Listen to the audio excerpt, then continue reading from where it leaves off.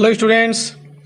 आज का जो टॉपिक है वो है आपका उच्च माध्यमिक परीक्षा जो पूरक परीक्षा थी, जो सप्लीमेंट्री एग्जाम थी 2018, उसका पेपर सूचना प्रौद्योगिकी और प्रोग्रामिंग सेकंड का ऑप्शनल जो पेपर है जो 2018 में लगा था, उसके बारे में आज हम इसके क्वेश्चन और इसके आंसर के बारे में हम यहाँ पे डिस्कस करेंगे। तो मैं योगेश कुमार गुप्ता हमारे यूट्यूब चैनल नॉलेज सिस्टम में आपका हार्दिक स्वागत करते हैं।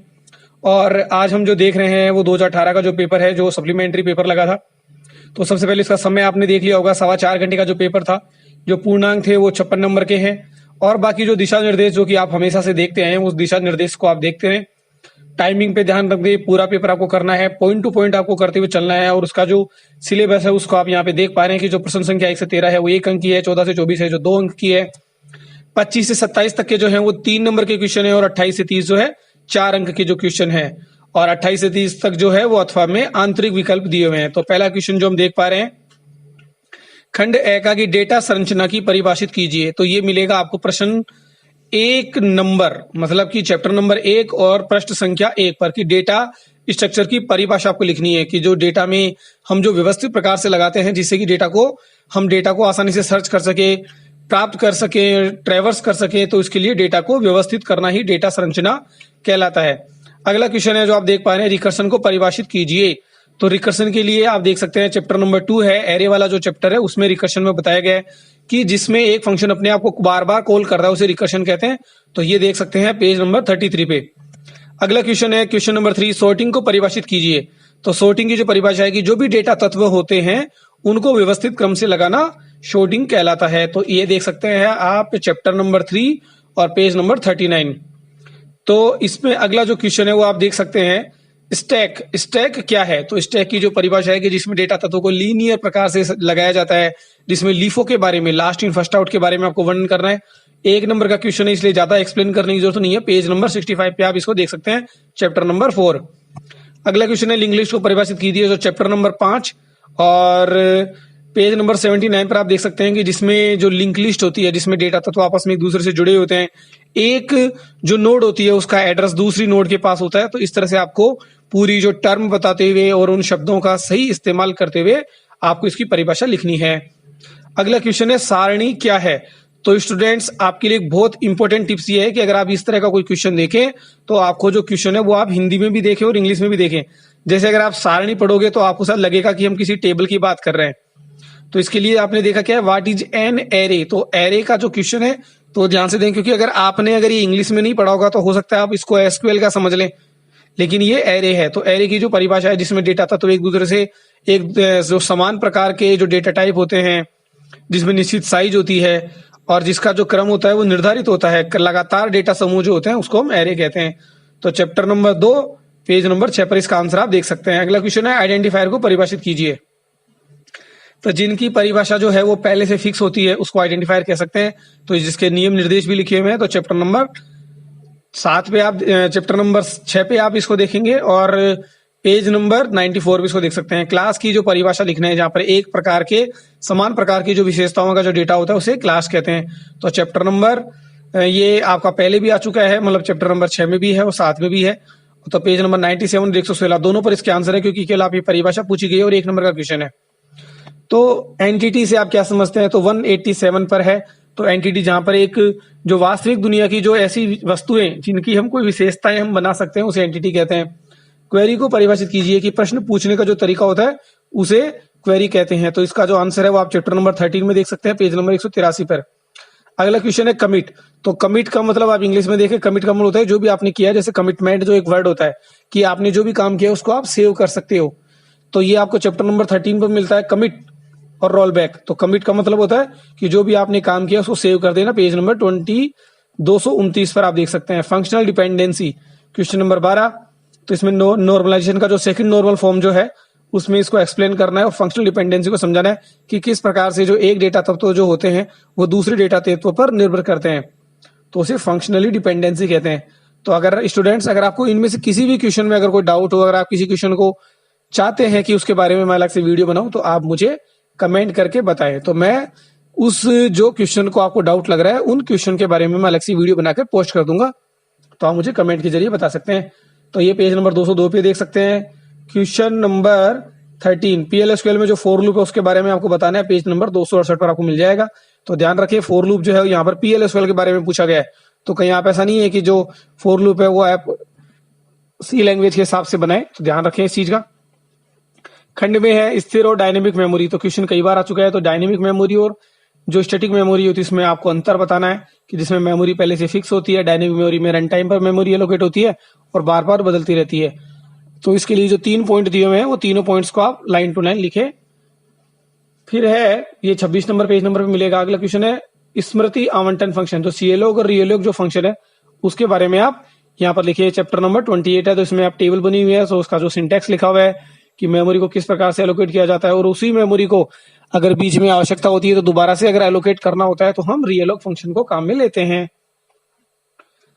क्वेश्चन नंबर 16 है कंपेयर बिटवीन सिक्वेंशियल और बाइनरी सर्च, तो जो लीनियर सर्च है और बाइनरी सर्च के बारे में अंतर बताना है। तो ध्यान से समझे, सिक्वेंशियल का मतलब होता है लीनियर सर्च, तो उनके बारे में आपको अंतर बताना है कि लीनियर जिसमें लगातार डेटा तत्वों का में अंदर सर्चिंग होती है, और बाइनरी जो सर्च होती है उसके अंदर हिस्से टुकड़े बना बना के सर्चिंग की जाती है आधे आधे हिस्सों में। तो चैप्टर नंबर 2 और पेज नंबर 18 पर आप देख सकते हैं।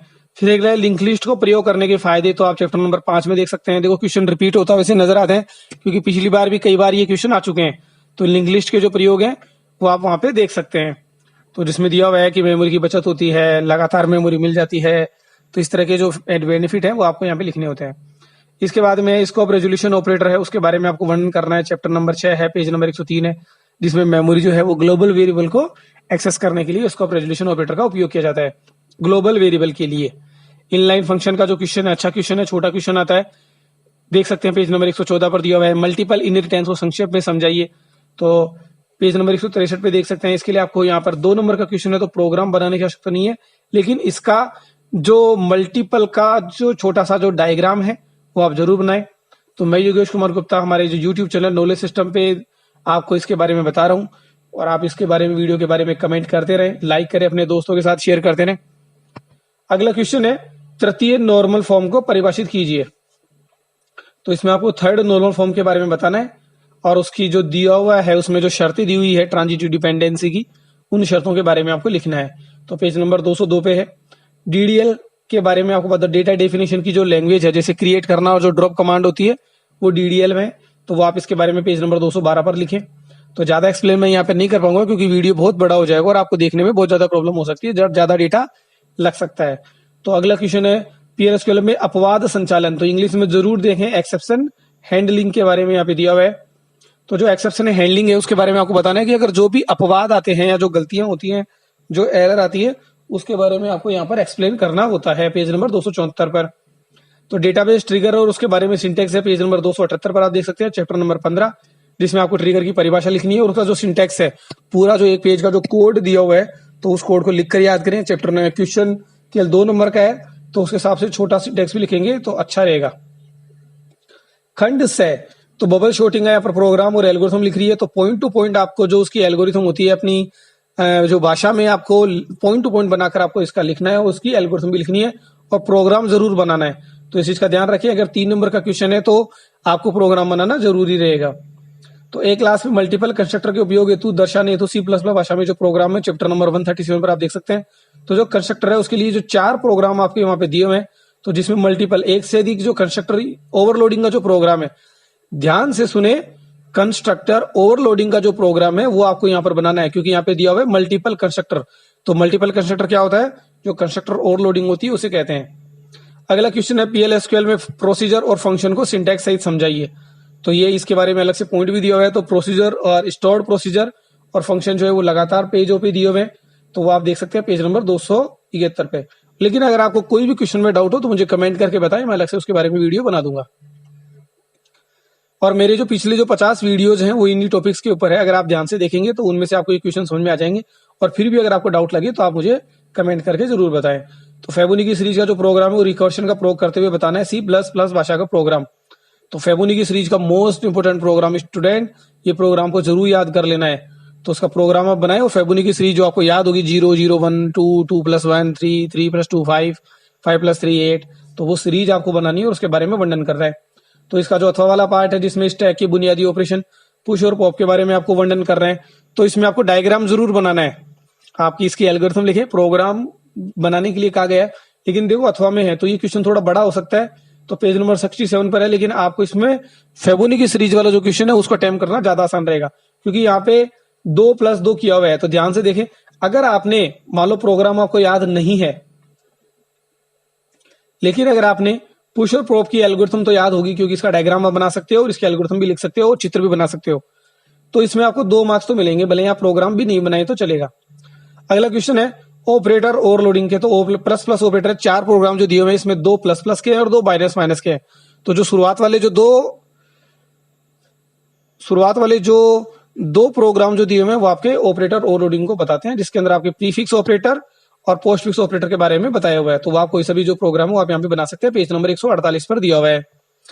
तो फ्रेंड फंक्शन के बारे में आप देख सकते हैं, इसका एक प्रोग्राम दिया हुआ है, उसकी परिभाषा आपको लिखनी है कि फ्रेंड फंक्शन के द्वारा हम जो प्रोटेक्टेड जो क्लास होती है उसके मेंबर्स को भी इनहेरिट कर सकते हैं। तो उसके लिए जो प्रोग्राम दिया हुआ है वो है पेज नंबर 24 पे, 124 पे आप देख सकते हैं। अगला क्वेश्चन है और लास्ट क्वेश्चन है, PL/SQL में कर्सर क्या है। तो कर्सर के बारे में यहाँ पे आपको परिभाषा लिखनी है, इम्प्लिसिट और एक्सप्लिसिट कर्सर के बारे में आप बताएं। तो पेज नंबर 269 पर आप इसके बारे में लिख सकते हैं। तो दोनों के बारे में अलग अलग पॉइंट टू पॉइंट बनाएं और इसके जो सिंटैक्स है वो आपको जरूर देने चाहिए। तो कर्सर की परिभाषा लिखे। और अगला क्वेश्चन है, SQL ज्वाइन से आप क्या समझते हैं। तो ये बड़ा क्वेश्चन है, अगर आपको इसमें डाउट हो तो मैं अलग से इसके बारे में वीडियो बना दूंगा। तो इसका आप देख सकते हैं पेज नंबर 251 पे और चैप्टर नंबर 14 का जो लास्ट पॉइंट जो है, जिसमें आपको ज्वाइन कार्टेशियन प्रोडक्ट के बारे में, नेचुरल ज्वाइन के बारे में आपको यहाँ पर एक्सप्लेन करना है। तो स्टूडेंट्स, हमारा वीडियो कैसा लगा उसके बारे में कमेंट करें, लाइक करें, सब्सक्राइब करें। और हमारी वीडियो में अगर आप सुधार चाहते हैं, कुछ आपको आवश्यकता है अगर किसी और इम्प्रूवमेंट की, तो हमें कमेंट करके जरूर बताएं। अपने दोस्तों के साथ शेयर करें, रेगुलर स्टडी करें, एग्जाम निश्चित रूप से होगी। तो ओके स्टूडेंट्स, थैंक यू।